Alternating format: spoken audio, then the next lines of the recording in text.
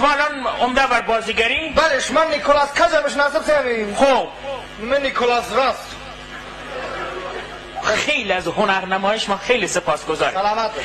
الان در این مرحله میریم تو کار عملی. جان هی من عاشق کار عملی هستم. عملی اصلا من نوکت سیم و پیکنیک و مشله نورده بیار خبره.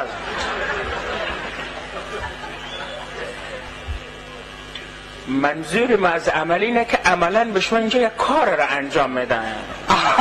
یک حوزه نتون کشه و سیم و پیکنیک. گفتوار که اینجا داری چیز میده خیلی خوب الان.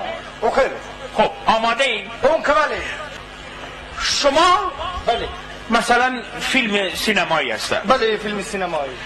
عاشق دختر کت خدایی؟ جان هی من مردو کشتن تو نقشه هستم. خیلی خوب. شما عاشق دختر کت خدایی؟ بله. کت خدا مخالفی قضیه است. مثل فیلم ها. مثل فیلم ها. او خیلی 30 ساله که شما نامزده. پک 30 ساله. 30 سال. ولی اجازه نمیدید که شما ازدواج کنید. بابی او. البته آخر فیلم بابی کشته میشودن میشود. نه مگه کشته کیم 30 ساله. سیکو اگر کشته نشومه بازی مینه. خیلی خوب. حالا بابین آخر فیلم شه. خیلی خوب دست و در. شما سر کوچه باشتا